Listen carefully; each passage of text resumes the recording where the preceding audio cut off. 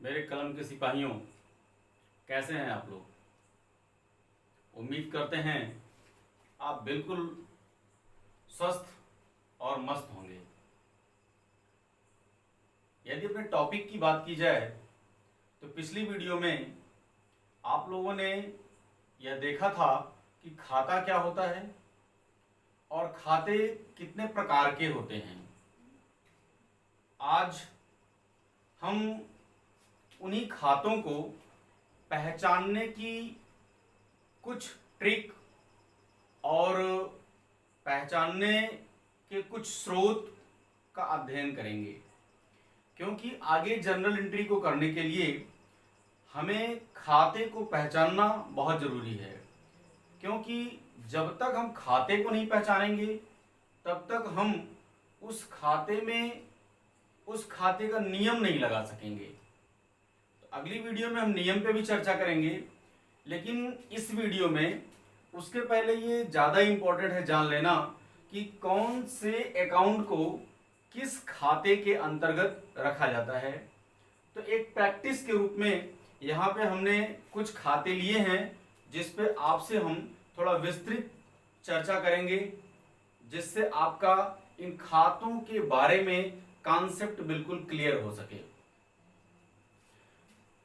जहां तक खातों की बात है, आपने वहां पे मुख्य रूप से दो तरह के खाते पढ़े थे। पहला खाता था हमारा व्यक्तिगत और दूसरा था अव्यक्तिगत। व्यक्तिगत खाते को भी कई भागों में बांटा गया था, जिनमें प्राकृतिक व्यक्तिगत, कृत्रिम व्यक्तिगत और प्रतिनिधि व्यक्तिगत मुख्य थे। दूसरा ग्रुप था हमारा अव्यक्तिगत खाता, उसे दो भागों में बांटा गया था, जिसमें पहला था हमारा वास्तविक खाता और दूसरा था हमारा नाम मात्र खाता। और वास्तविक खाते को भी दो भागों में बांटा गया था। एक था उसमें हमारा टेंजिबल मूर्तमान और दूसरा था हमारा इंटेंजिबल अमूर्तमान। जबकि इसका एक दूसरा ग्रुप था नॉमिनल या नाम मात्र के खाते। तो इन सारे खातों को जर्नल एंट्री करने के लिए मुख्य रूप से तीन भागों में बांट दिया गया है, जिसमें पहला आपका जो खाता है उसे हम जानते हैं पर्सनल अकाउंट के नाम से। पर्सनल अकाउंट, इसमें जितने भी पर्सनल अकाउंट थे, मुख्य रूप से तीन ही थे, एक चौथा स्टॉक को भी मान लिया जाता है, तो ये जितने भी थे उनको हम पर्सनल अकाउंट के ग्रुप में रखेंगे। सेकंड, जो आपका जनरल एंट्री के बेस्ड पे सेकंड अकाउंट होगा उसे हम रियल अकाउंट के नाम से जानेंगे, वास्तविक खाता। और जो तीसरा अकाउंट होगा इसे हम नॉमिनल अकाउंट के नाम से जानेंगे। ये तीन खाते मुख्य रूप से जनरल एंट्री करने के लिए बनाए गए हैं और इनके जितने भी प्रकार हैं उन सब को इसी में एडजस्ट कर लिया गया है, क्योंकि आगे जो हम नियम बताएंगे वो इन्हीं तीन खातों के तीन नियम बताएंगे। तो इसलिए इन तीनों खातों को पहचानना, इन्हें जानना और किस लिए ये मदें किस खाते में जाएंगी उस कारण को भी जानना आपके लिए बहुत जरूरी हो जाता है। तो आइए देखते हैं कि कैसे हम किस खाते को किस ग्रुप में डिवाइड करेंगे और जिससे हम आगे जनरल एंट्री को सरल से सरल तरीके से कर सकें। इसमें बात की जाए अगर कैश अकाउंट की, तो इसको हिंदी में रोकड़ खाता बोलते हैं। कैश, नकद, रकम, रोकड़, इस तरह से कई शब्द हम प्रयोग करते हैं। इसके साथ जो पहचानने का सिस्टम हम मान सकते हैं उसमें यह है कि कैश एक मूर्तमान स्वरूप में होता है, रोकड़ का कुछ आकार होता है, कुछ शेप होता है, इसे हम छू सकते हैं, इसे महसूस कर सकते हैं, इसे हम देख सकते हैं। मींस इसके अंदर एक टेंजिबल रियल अकाउंट का गुण पाया जाता है। इसलिए अब चूंकि टेंजिबल रियल अकाउंट और नॉन टेंजिबल या इंटेंजिबल रियल अकाउंट दो ग्रुप हैं, इसमें चाहे वो टेंजिबल होगा चाहे वो इंटेंजिबल होगा, इन दोनों को ही हम ग्रुप करके रियल अकाउंट के अंतर्गत रखते हैं। तो कैश में चूंकि टेंजिबल रियल अकाउंट होने का गुण होता है, इसलिए हम कैश अकाउंट को रियल अकाउंट मानते हैं। मींस हमारा कैश अकाउंट हमेशा रियल अकाउंट होगा, चाहे कैश हमारे पास आएगी या कैश हमारे पास से जाएगी। तो कैश में हमेशा, कैश अकाउंट में हमेशा हम रियल अकाउंट के फार्मूले को अप्लाई करेंगे। सेकंड होता है स्टॉक। स्टॉक को जानना थोड़ा सा बहुत जरूरी है। स्टॉक को देखिए, इसके नेचर के हिसाब से कई भागों में बांट दिया जाता है। स्टॉक तब हमारे पास बन पाता है जब हम उसे खरीद के लाते हैं, और खत्म तब होता है जब हम उसे बेच देते हैं। मींस स्टॉक में क्रय और विक्रय दोनों की क्रियाएं शामिल होती हैं। तो अगर स्टॉक से रिलेटेड आपको परचेज अकाउंट दिया गया है, मींस आप स्टॉक खरीद करके लाते हैं, तो वहां पे आप परचेज अकाउंट क्रिएट करेंगे।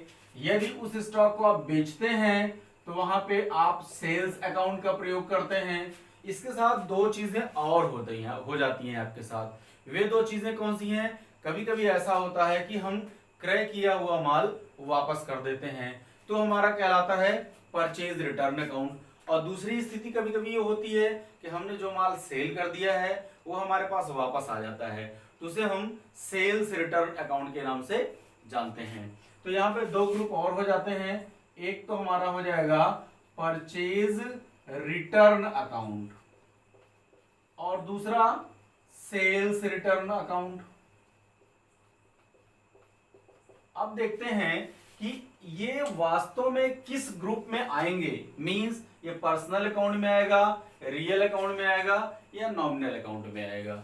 इस चीज को जानना बहुत जरूरी रहता है। तो स्टॉक एक ऐसी चीज है जिसे हम छू सकते हैं, महसूस कर सकते हैं, देख सकते हैं। मींस इसके अंदर रियल अकाउंट होने का गुण पाया जाता है। ठीक है, तो रियल अकाउंट अब चाहे परचेज में हो तो भी स्टॉक ही आएगा, उसे भी हम टेंजिबल मान सकते हैं। सेल्स होगा तो भी टेंजिबल आइटम ही आपके पास से जाएगा। परचेज रिटर्न होगा, मींस आपने जो परचेज किया है वो भी टेंजिबल या मूर्तमान शेप में है, उसको आप वापस कर रहे हो, या बेचा हुआ माल वापस आपके पास आ रहा है तो वो भी टेंजिबल शेप में है। तो मींस स्टॉक के रूप में अगर परचेज, सेल, परचेज रिटर्न और सेल्स रिटर्न, इन चारों में से कोई भी मद आपको मिलती है तो उसे हम रियल अकाउंट के अंतर्गत रखेंगे। तो इसको भी मेंशन कर लेते हैं हम। स्टॉक में आपका आ जाएगा purchase account, sales account, purchase return account और sales return account. Means stock से रिलेटेड जितने भी हमारे अकाउंट हमको मिलेंगे वो बिल्कुल सिंपल से सोच के अंदर हम देखें तो हमारे रियल अकाउंट के अंतर्गत ही आएंगे। नेक्स्ट बात है आपकी राम। तो राम देखिए, एक ये नेचुरल पर्सनल अकाउंट है। राम जो है एक नेचुरल पर्सन है। यहां पे शायद ड्राइंग्स लिखा हुआ था, ड्राइंग्स अकाउंट। हाँ, बात करते हैं राम की। तो राम एक प्राकृतिक व्यक्ति है। तो सीधी सी बात है कि लिविंग थिंग्स, जो जीवित व्यक्ति हैं, चाहे वो स्त्री हो, चाहे वो पुरुष हो, चाहे वो देनदार हो, चाहे वो लेनदार हो, दोनों को ही अगर वो प्रकृति के द्वारा बनाया गया व्यक्ति है तो उसे हम प्राकृतिक व्यक्तिगत की श्रेणी में रखते हैं। तो यहाँ पे राम हमारा नेचुरल पर्सनल अकाउंट है, तो हम नेचुरल पर्सनल अकाउंट न लिखकर इसे हम क्या मान लेते हैं कि ये राम हमारा पर्सनल अकाउंट होगा। मीन्स राम, सीता या और कोई व्यक्ति हो जिसका नाम हो अगर, तो ऐसे व्यक्ति को हम पर्सनल अकाउंट मानेंगे और पर्सनल अकाउंट के फॉर्मूले को इसमें हम यूज करेंगे। नेक्स्ट है फर्नीचर। देखिए, फर्नीचर में ये हमारी फिक्स एसेट्स है। इसमें इसके नेचर में ढेर सारी चीजें आ जाती हैं। फर्नीचर तो हमने आपके एक एग्जाम्पल के रूप में लिया है, लैंड हो सकती है, बिल्डिंग हो सकती है, फर्नीचर हो सकता है, और भी ऐसी फिक्स एसेट्स हो, जैसे मोटर व्हीकल हो सकता है, फैन हो सकता है, मशीनरी हो सकती है। मींस जो हमारे फिक्स्ड नेचर के हैं, जो अस्थाई प्रवृत्ति के खाते होते हैं, मदें होती हैं, वे टेंजिबल शेप में होते हैं, क्योंकि फर्नीचर का भी शेप होता है, मशीन का भी शेप होता है, बिल्डिंग का भी, लैंड का भी। तो इस तरह के जितने भी एग्जाम्पल्स मिलेंगे, जितने भी आइटम्स मिलेंगे, चूंकि उन्हें हम छू सकते हैं, उन्हें महसूस कर सकते हैं, देख सकते हैं, उनकी वैल्यू को हम मनी में मीजर कर सकते हैं, नाप सकते हैं, इसलिए ये सारे हमारे रियल अकाउंट के अंतर्गत आएंगे। तो एक एग्जांपल हम फर्नीचर ले रहे हैं। अब इसके साथ आप और सारे को अंडरस्टूड कर लेंगे कि फर्नीचर है, लैंड है, बिल्डिंग है, मोटर व्हीकल्स है, ये सारे हमारे रियल अकाउंट के अंतर्गत आएंगे। इनमें रियल अकाउंट का फार्मूला काम करेगा। Next, expenses. There are many types of expenses. कभी कभी हम अपने व्यवसायिक जीवन में या अपने व्यक्तिगत जीवन में बहुत से खर्चे करते हैं। तो वे जो सारे खर्चे होते हैं, उन सारे खर्चों को अगर देखें तो एक नज़र से हमारे लिए व्यय तो है ही, दूसरा नुकसान भी होता है। तो व्यय या नुकसान, इन दोनों को हम नॉमिनल अकाउंट के अंतर्गत रखते हैं, और ठीक वैसे ही आय और लाभ को भी हम नॉमिनल अकाउंट के अंतर्गत रखते हैं। तो जितने भी एक्सपेंसेस होंगे वे सारे हमारे नॉमिनल अकाउंट होंगे। अब एक्सपेंसेस में कौन कौन से एक्सपेंसेस हो सकते हैं, तो यहाँ पे देखिए आपके एक्सपेंसेस में आपका रेंट हो सकता है, एक्सपेंसेस में रेंट अकाउंट हो सकता है, आपने किराए पे किसी बिल्डिंग को लिया है, और रेंट अकाउंट के बाद फिर सैलरी अकाउंट हो सकता है, वेजेस अकाउंट हो सकता है ना, कैरीज अकाउंट हो सकता है, भाड़ा इसको बोलते हैं। मींस जो भी खर्च आप कर रहे हैं, उन खर्च से रिलेटेड जितने भी आइटम्स या जितनी भी मदें आपको मिलेंगी, उन सबको हम नॉमिनल अकाउंट के अंतर्गत रखते हैं, और उसमें हम नॉमिनल अकाउंट के फॉर्मूले को अडॉप्ट करते हैं। नेक्स्ट पॉइंट है आपका इनकम से रिलेटेड जो भी अकाउंट होंगे। आपसे खाते के दौरान आपसे चर्चा किया गया था कि एक्सपेंसेस और इनकम दोनों नॉमिनल अकाउंट होते हैं। अब यहीं पे आप देखिए कि यहाँ पे कमीशन और ले लेते हैं। कमीशन या इंटरेस्ट, देखिए ये सारे जब पे किए जाते हैं, गिवन मींस जब हम इसे पे करते हैं तो ये हमारे साथ ये एक्सपेंस का रूप ले लेते हैं। और दूसरा, इन्हें जब हम गेन करते हैं तो ये हमारी इनकम का रूप ले लेते हैं। जैसे अगर आपको रेंट कहीं से मिल रहा है तो rent received, interest received, commission received,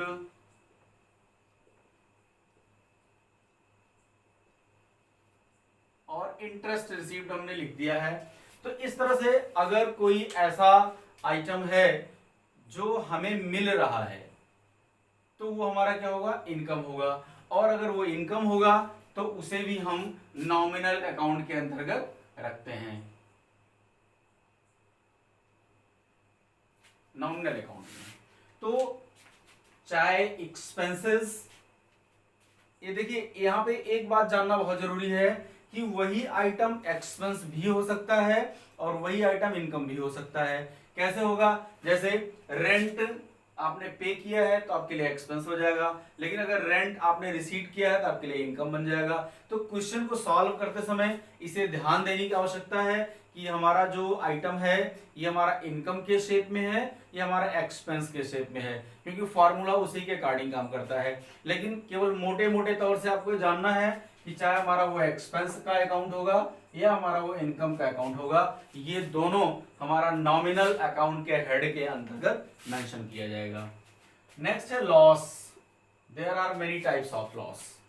means हानियां कई तरह से होती हैं, और जैसे हम एक थोड़ा सा चर्चा करना चाहेंगे कि हानियों में जैसे एक होता है लॉस बाय थेफ्ट। मींस आपके व्यवसाय में चोरी हो गई।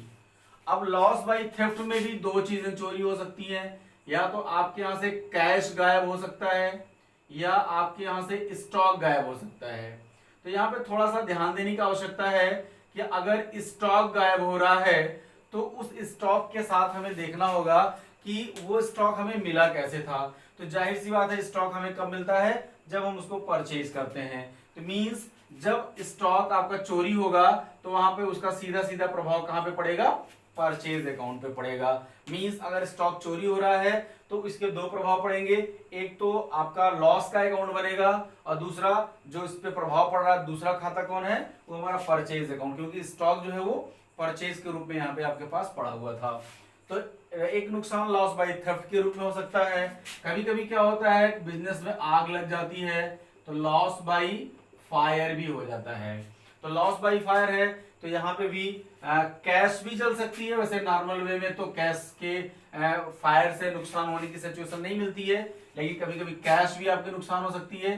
नहीं तो आपका स्टॉक तो कन्फर्म नुकसान होगा ही। तो सीधा सीधा यहाँ पे भी आपका जो प्रभावित होगा वो परचेज अकाउंट प्रभावित होगा। एक और लॉस देखा जाता है क्वेश्चन सॉल्व करते समय, लॉस बाय लाइव स्टॉक। देखिए व्यवसाय है, व्यवसाय में कोई कोई व्यवसाय ऐसा होता है जहां पर हमें कुछ जीवित जानवरों की भी आवश्यकता पड़ती है, जैसे माल ढोने के लिए खच्चर है, घोड़े हैं, ये एक स्थान से दूसरे स्थान पर जाने के लिए, या कोई ऐसा फार्म हाउस है जहाँ पे हम गाय रखते हैं, काऊ या बफेलो, इस तरह से कोई हम लाइव स्टॉक रखते हैं। तो उस लाइव स्टॉक के साथ भी कभी कभी एक्सीडेंट हो जाता है, वो हमारा एक्सपायर कर जाता है, तो उससे भी हमारा एक बड़ा सा लॉस होता है। तो उस लॉस को हम लॉस बाय लाइव स्टॉक के रूप में देखते हैं। तो इस तरह से हमारे ये हमने आपसे मेन रूप से तीन तरह के लॉस शेयर किए हैं। एक लॉस बाय थेफ्ट चोरी से हानि, लॉस बाय फायर अग्नि से हानि, लॉस बाय लाइव स्टॉक या किसी जीवित जानवर के मर जाने से नुकसान। तो ये जितने भी लॉस हैं, चूंकि आपको बताया गया है कि समस्त व्यय और समस्त हानियां नॉमिनल अकाउंट से रिलेटेड होती हैं, तो यहां पे चाहे आपको लॉस बाय थेफ्ट मिलेगा, लॉस बाय थेफ्ट चोरी से हानि, या लॉस बाय फायर आग से हानि, ठीक है। तो इस तरह से अगर आपका नुकसान हो रहा है तो उस नुकसान को हम नॉमिनल अकाउंट के अंतर्गत रखते हैं और इसे डेबिट करेंगे या क्रेडिट करेंगे, ये रूल बताएगा, जिसकी चर्चा हम आपसे अगली वीडियो में करेंगे। तो इस तरह से कुछ लॉस रहे जिनको आपने देखा। इसके बाद फिर अगला जो पॉइंट है जिसपे आपसे डिस्कस करना है वो है डिस्काउंट। देखिए डिस्काउंट की भी दो तरह की सिचुएशन है, या तो डिस्काउंट हम रिसीड करेंगे या डिस्काउंट हम अलाउ करेंगे। तो अगर हम डिस्काउंट को अलाउ करते हैं, अगर हम छूट किसी को देते हैं तो वहां पे हमारा वो एक्सपेंस के रूप में होगा, और अगर डिस्काउंट हमें रिसीड होती है तो वहां पे हमारे पास वो इनकम के रूप में होगा। तो चाहे वो हमारा एक्सपेंस के रूप में हो चाहे वो हमारा इनकम के रूप में हो, लेकिन वो होगा क्या, नॉमिनल अकाउंट, ठीक है। क्योंकि इसकी विशेषता ही है कि व्यय या आय दोनों को हम नॉमिनल अकाउंट के अंतर्गत रखते हैं। तो यहां पे आप लिख सकते हैं डिस्काउंट रिसीव्ड अकाउंट या डिस्काउंट अलाउड अकाउंट, जो भी होगा वो हमारा सीधा सीधा उसका संबंध कहां पे होगा, नॉमिनल अकाउंट से संबंध होगा। नेक्स्ट पॉइंट है चैरिटी, दान। कई बार व्यवसाय में रहते हुए आप दान करते हैं, तो यहाँ पे जो दान है वो दो तरह से किया जाता है। जैसे भी लॉस में हमने चर्चा किया तो यहाँ पे चैरिटी भी दो तरह से की जाती है। एक तो आप कैश के रूप में चैरिटी कर सकते हैं, दूसरा आप स्टॉक के रूप में चैरिटी कर सकते हैं, दान में दे सकते हैं। और यहाँ पे भी वही बात सीधा सीधा हो जाएगी कि अगर आप स्टॉक में चैरिटी करते हैं, अपने व्यवसाय की वस्तु को जो आपने बेचने के लिए प्राप्त किया है, खरीदा है, तो वहां पे भी अगर आप उसे दान के रूप में किसी को दे देते हैं तो वहां पे भी सीधा सीधा आपका परचेज अकाउंट इफेक्टिव होता है। मींस यहाँ पे हमारा जो परचेज अकाउंट होगा, इसको आपने देखा भी कि रियल अकाउंट से रिलेटेड है, कैश भी हमारा रियल अकाउंट से रिलेटेड है, लेकिन चैरिटी, दान, आपने जो दान किया वो आपका नुकसान होता है। मींस दान तो एक धर्म कर्म की चीज है, लेकिन अगर हम उसे बिजनेस के तौर पे देखें तो इस चैरिटी से हमें क्या होता है, सीधा सीधा नुकसान होता है। और ये लॉस, नुकसान हमें सीधे सीधे क्या इंडिकेट करता है कि हमारा नॉमिनल अकाउंट के अंतर्गत आएगा। तो अगर हम चैरिटी करते हैं तो वहां पे ये चैरिटी अकाउंट हमारा नॉमिनल अकाउंट के अंतर्गत आता है। देखिए चैरिटी के साथ ही थोड़ा सा हम और डिस्कस कर लेते हैं कि जैसे आपने चैरिटी कर दी, यहाँ पे कभी कभी क्या होता है कि किसी व्यक्ति को अपने प्रोडक्ट तरफ आकर्षित करने के लिए एक प्रचार करने का काम किया जाता है, और उस प्रचार करने के काम में हमें क्या करना होता है कि हम उस वस्तु को, अपने व्यवसाय की वस्तु को ही हम उसे टेस्ट करने के लिए फ्री में दे देते हैं, चेक करने में। तो जिसे हम नमूने के रूप में बोलते हैं कि किसी को हमने नमूने के रूप में दे दिया। तो अगर नमूने के रूप में, सैंपलिंग के रूप में किसे दिया गया है तो वो भी आपका एक प्रकार से क्या है, व्यय है। तो एडवर्टाइजिंग भी दो तरह से होती है, या तो आप एडवर्टाइजिंग कैश के रूप में करा सकते हैं, टीवी चैनल्स को, न्यूज़पेपर्स को आप पैसा दे दें तो वो आपके एडवर्टाइज को टीवी पर या स्क्रीन पर या न्यूज़पेपर में दिखाने लगेगा, या फिर आप एडवर्टाइज के रूप में अपने स्टॉक को दे सकते हैं। तो अगर आप स्टॉक को देते हो तो वहां पे भी सीधा सीधा आपका परचेज अकाउंट इफेक्टिव हो जाएगा। लेकिन अगर एडवर्टाइज की बात करें तो एडवर्टाइज चाहे वो स्टॉक के रूप में हो, चाहे वो आपका कैश के रूप में हो, वो आपका क्या हो जाएगा, ये एक्सपेंस ही होगा। और एक्सपेंस को हम कहाँ रखते हैं, नॉमिनल अकाउंट में रखते हैं। तो मींस अगर एडवर्टाइज का अकाउंट होगा, एडवर्टाइज अकाउंट चाहे वो स्टॉक से रिलेटेड हो या फिर वो कैश से रिलेटेड हो, दोनों को हम एडवर्टाइज अकाउंट को कहाँ पे मेंशन करते हैं, नॉमिनल अकाउंट में। और इसमें हम किसका फार्मूला यूज करेंगे, नॉमिनल अकाउंट का फार्मूला यूज करेंगे। नेक्स्ट है आपका बैड डेट्स। इसके बारे में हमने आपसे डिस्कस किया था कि बैड डेट्स होता क्या है। जब हमने प्रमुख शब्द बताए थे तो वहां पे भी हमने इसके बारे में आपसे डीप डिस्कस किया था। एक बार यहाँ फिर से आपसे चर्चा कर लेते हैं कि बैड डेट्स को हिंदी में बोलते हैं डूबत ऋण। डूबत ऋण, या इसे एक दूसरा नाम है, उसे हम अशोध्य ऋण के नाम से भी जानते हैं। इस पर चर्चा पहले हो चुकी है, इसलिए आपको समझ में आ रहा होगा। ये होता क्या है, कभी कभी हमारे कुछ देनदार ऐसे होते हैं जिनसे हमें उम्मीद तो होती है हमें मिल जाएगा पैसा, लेकिन किन्हीं कारणों से वो पैसा डूब जाता है।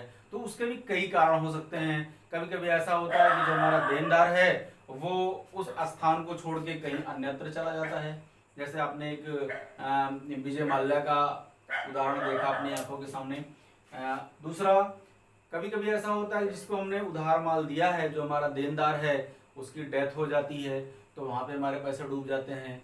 कोई जानबूझ के छल कपट की भावना से आपके साथ कुछ अपने आप को दिवालिया घोषित करा लेता है, या कभी कभी ऐसा भी होता है कि व्यक्ति दिवालिया हो सकता है। दिवालिया होने का मतलब उसकी आर्थिक स्थिति इतनी खराब हो जाती है कि वो अपनी सारी संपत्तियों को भी अगर बेच दे तभी अपने दायित्वों का भुगतान नहीं कर सकता। तो ऐसी स्थिति में आपकी भी कुछ न कुछ राशि डूबेगी ही डूबेगी। तो मिला के कोई भी कारण ऐसा हो जिससे आपको प्राप्त होने वाली धनराशि, चाहे आपने किसी को उधार दिया था या उधार माल बेचा था, दोनों ही स्थितियों में अगर कोई वस्तु है, कोई राशि है और वो नहीं मिलती है तो ऐसी स्थिति में उसे हम डूबा हुआ मान लेते हैं। और धनराशि का डूबना हमारे लिए क्या होगा, लॉस होगा। और लॉस को हम कहाँ ले जाते हैं, नॉमिनल अकाउंट में। मींस बैड डेट्स अकाउंट किस तरह से ट्रीट किया जाएगा, वो ट्रीट किया जाएगा नॉमिनल अकाउंट के रूप में। Bad debts account nominal account होगा। अब इसके बाद जो अगला अकाउंट है तो काफी अच्छा है, इसको बोलते हैं हम ड्राइंग्स अकाउंट।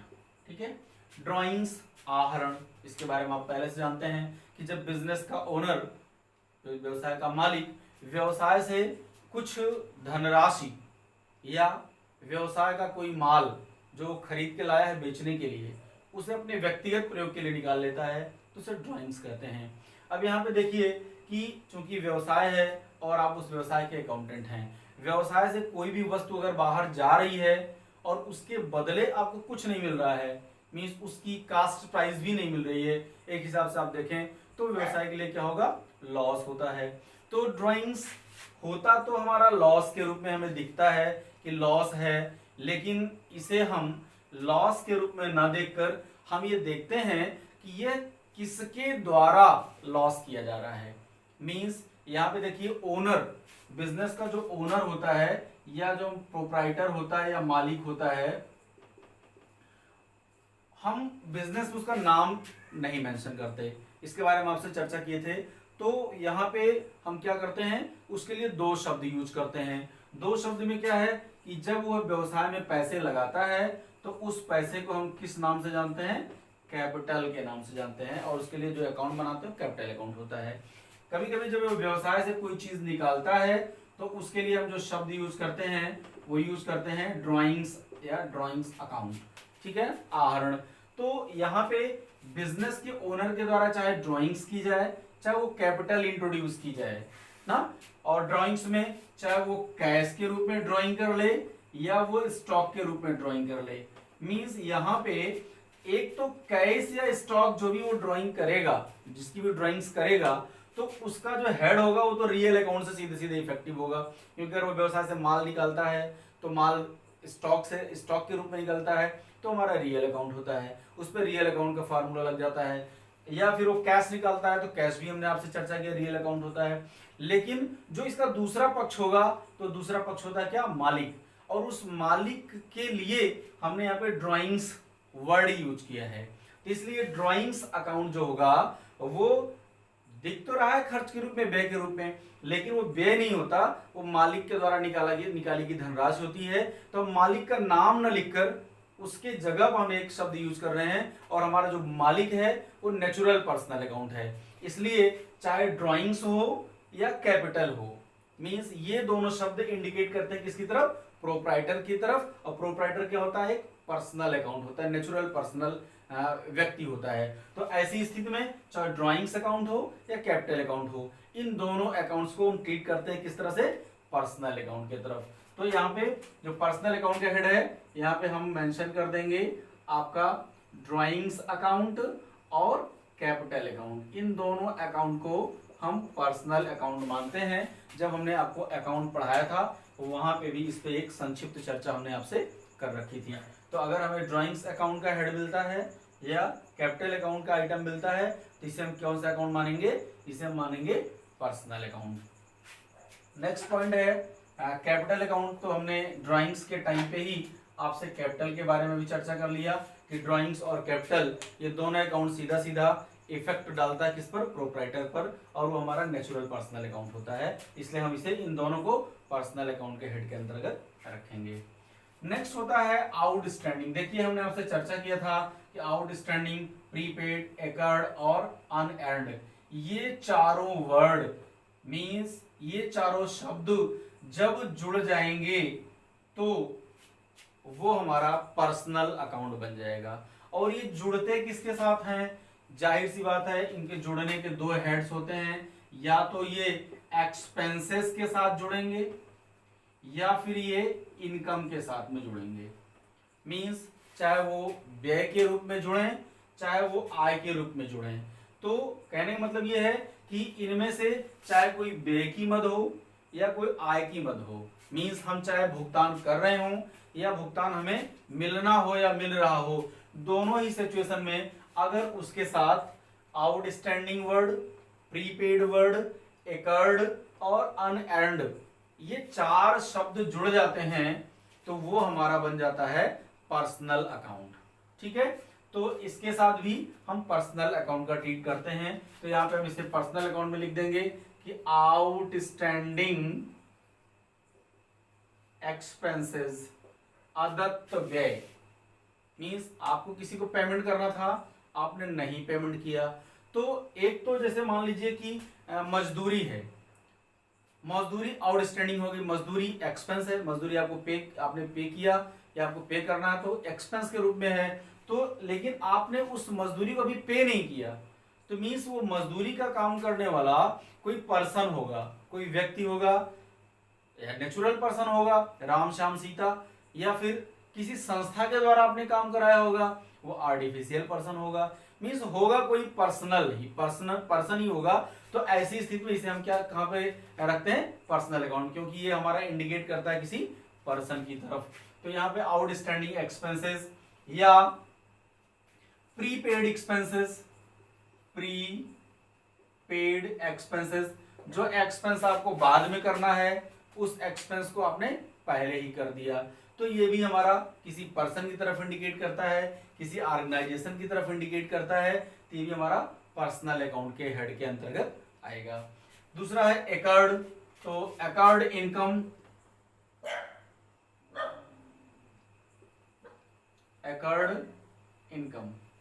ठीक है, मींस आपको इनकम कहीं से मिलने वाली थी लेकिन किसी कारण से वो इनकम आपको मिल नहीं सकी है, तो वो इस साल की क्या है, आपकी इनकम तो है लेकिन आपको रिसीव नहीं हो पाई है। तो अगर अपने आप से प्रश्न किया जाए कि ये इनकम हमें कहाँ से मिलनी है या हमें कौन पेमेंट करेगा, तो वहां पे किसी व्यक्ति का या किसी संस्था का नाम आएगा जिससे हमें पेमेंट मिलना है। तो ऐसी स्थिति में वो किसी नेचुरल पर्सन की तरफ या किसी आर्टिफिशियल पर्सन की तरफ इंडिकेट कर रहा है, मींस एकर्ड इनकम हमारी कौन से अकाउंट के हेड में आएगा, ये हमारा आ जाएगा पर्सनल अकाउंट में आएगा।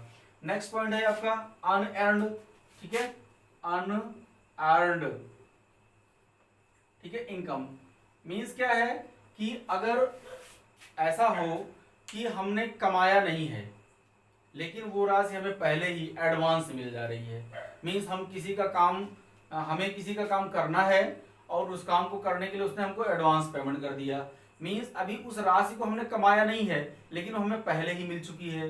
तो ऐसी स्थिति में यह हम अगर प्रश्न करके देखें तो ये राशि हमें किससे मिली है, तो किसी संस्था की तरफ है, किसी व्यक्ति की तरफ इंडिकेट करेगा। तो यहाँ पे भी ये सीधे किसी पर्सन की तरफ इंडिकेट करता है, इसलिए इसे भी हम पर्सनल अकाउंट मानते हैं, पर्सनल अकाउंट के हेड की तरह इसे हम अकाउंटिंग में ट्रीट करते हैं। तो ये रहे हमारे आउटस्टैंडिंग, प्रीपेड, एकर्ड और अनअर्न्ड। नेक्स्ट है आपका डेप्रिसिएशन अकाउंट, काफी अच्छी बात है इस पे।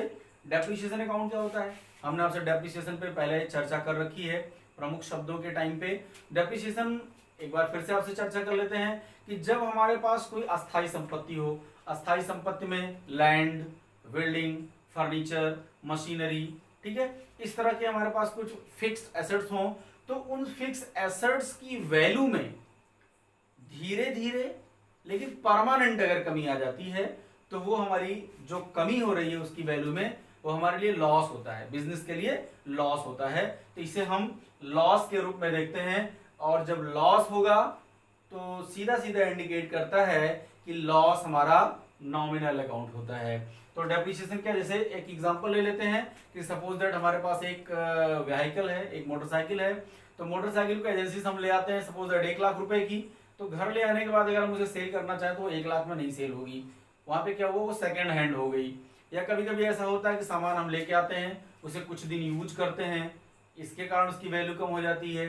कभी कभी वो आउट ऑफ क्रेज हो जाता है कि हम ले आए और किसी नए मॉडल की, नई टेक्नोलॉजी की कोई चीज आ गई, उसके कारण भी उसकी वैल्यू बहुत कम हो जाती है। तो मीन्स जो रीजन है वो डिफरेंट टाइप के हैं, रीजन कोई सी भी हो सकते हैं, केवल इसमें बात यह है कि आपकी एसेट्स की वैल्यू में कमी आनी चाहिए, तो वो डेप्रिसिएशन कहलाता है। और जितनी वैल्यू में कमी आ रही है वो आपके व्यवसाय के लिए क्या होती है, हानि के रूप में होती है, और हानि सीधा सीधा हमें ले जाता है कहां पे, नॉमिनल अकाउंट में। मींस आपका जो डेप्रिसिएशन है, डेप्रिसिएशन अकाउंट, उस डेप्रिसिएशन अकाउंट को हम ट्रीट करते हैं नॉमिनल अकाउंट के अंतर्गत, ठीक है।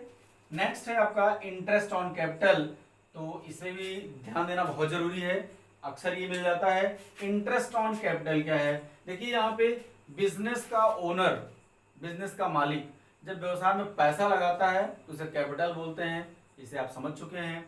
अब क्या है कि मालिक का ये कहना होता है कि जिस राशि को हमने बिजनेस में लगाया है, अगर उस राशि को हमने बैंक में जमा किया होता तो उसके बदले हमें क्या मिलता, ब्याज मिलता, ठीक है। तो चूंकि ब्याज हमें वहां मिल सकता है, इसलिए बिजनेस को भी चाहिए कि हमारे द्वारा लगाए गए उस पैसे में हमें ब्याज दे, ठीक है।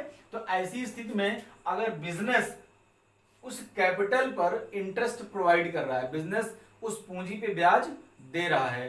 तो यहाँ पे दोनों के लिए अलग अलग प्रभाव हो रहा है। बिजनेस के लिए क्या है, ये व्यय के रूप में नुकसान हो रहा है बिजनेस का, क्योंकि वो व्यय के रूप में पूंजी पर ब्याज दे रहा है। और दूसरा, अगर मालिक की बात करें, ओनर की बात करें, तो यहाँ पे ओनर को क्या हो रहा है, फायदा हो रहा है। ठीक है, तो दोनों बातें हैं। ओनर के दृष्टिकोण से ये प्रॉफिट है और बिजनेस के दृष्टिकोण से ये एक्सपेंस है या लॉस भी आप यहाँ पे कह सकते हैं। तो यहाँ पे इंटरेस्ट ऑन कैपिटल, चूंकि आप बिजनेस के अकाउंटेंट हैं, तो यहाँ पे इंटरेस्ट ऑन कैपिटल को क्या मानेंगे हम, लॉस मानेंगे, और इसे हम ले जाएंगे कहां पे, नॉमिनल अकाउंट के अंतर्गत, इंटरेस्ट ऑन कैपिटल।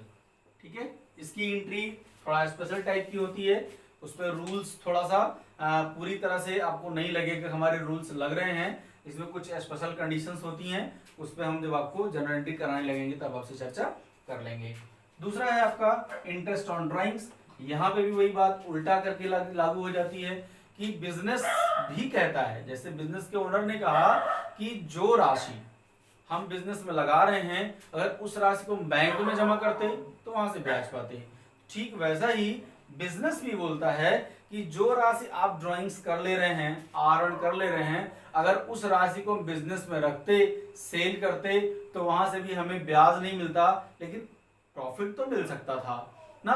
तो प्रॉफिट मिल सकता था, तो आपने उसे ड्राइंग्स करने के कारण हमें प्रॉफिट से वंचित कर दिया।